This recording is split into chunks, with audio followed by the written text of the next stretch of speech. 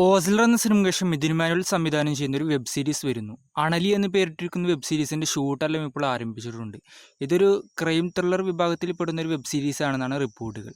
നിഖില വിമലാണ് ഈ സിനിമയിൽ പ്രധാന വേഷത്തിലെത്തുന്നത്. ഫഹദ് ഫാസിലും കല്യാണി പ്രിയദർശനും ഒന്നിക്കുന്ന പുതിയ ചിത്രമാണല്ലോ ഓടും കുതിര ചാടും കുതിര. സിനിമയുടെ ഷൂട്ട് ഇപ്പോഴത്തെ ഏപ്രിൽ 18 തുടങ്ങുന്നു. ഒരു റോംകോം ജേണലിൽ പെടുന്ന ഈ സിനിമ അൽതാഫ് സലീമാണ് സംവിധാനം ചെയ്യുന്നത്. വിജയുടെ ഷൂട്ട് നടക്കുന്ന ചിത്രമാണല്ലോ ദി ഗോട്ട് എന്ന ചിത്രം. സിനിമയുടെ ഇനി അടുത്ത ഷെഡ്യൂൾ ഇപ്പോഴത്തെ കേരളത്തിലായിരിക്കും ഉണ്ടാവുക എന്നാണ് അറിയാൻ കഴിയുന്നത്. അതിൽ തിരുവനന്തപുരം ജില്ലയിലായിരിക്കും ഈ സിനിമയുടെ ഷൂട്ട് ഉണ്ടാവുക എന്നാണ് റിപ്പോർട്ടുകൾ.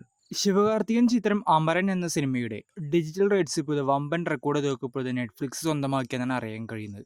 നിലവിൽ 60 കോടിക്ക് മുകളിൽ തന്നെ ഈ സിനിമയുടെ ഡിജിറ്റൽ റൈറ്റ്സ് വിറ്റുപോയി എന്നാണ് ഇപ്പോൾ റിപ്പോർട്ടുകൾ.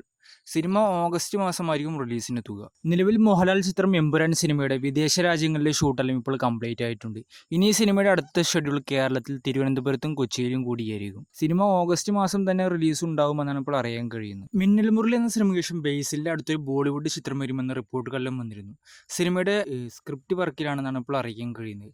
രൺബീർ നായകനാവുന്ന ഈ സിനിമയുടെ ഷൂട്ട് അടുത്ത വർഷമായിരിക്കും ആരംഭിക്കുക. ഭീഷ്മയ്ക്ക് ശേഷം അമൽനിരത് സംവിധാനം ചെയ്യുന്ന ചിത്രമാണല്ലോ കുഞ്ചാക്കോബൻ നായകനാവുന്ന ചിത്രം. നിലവിൽ സിനിമയുടെ ഷൂട്ടെല്ലാം ഇപ്പോൾ കംപ്ലീറ്റ് ആയിട്ടുണ്ട്.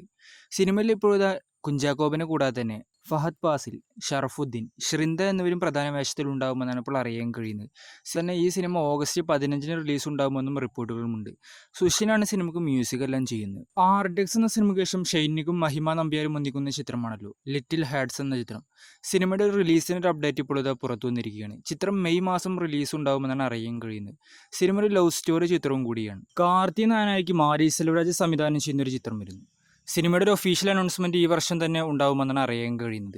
പ്രിൻസ് പിക്ചേഴ്സ് ആയിരിക്കും ഈ സിനിമ ഒരു പക്ഷേ നിർമ്മിക്കുക. ലാൽസലാം എന്ന സിനിമയ്ക്ക് ശേഷം സ്പോർട്സിനെ ബേസ് ചെയ്ത് വീണ്ടും ഒരു രജനി ചിത്രം വരുന്നു. സൗന്ദര്യ രജനികാന്ത് ഈ സിനിമ സംവിധാനം ചെയ്യുമെന്നാണ് ഇപ്പോൾ റൂമറുകൾ. കൂടാതെ തന്നെ ഇത് സൗരവ് ഗാംഗുലിയുടെ ഒരു ബയോപിക് ആണെന്ന് റിപ്പോർട്ടുകളുമുണ്ട്.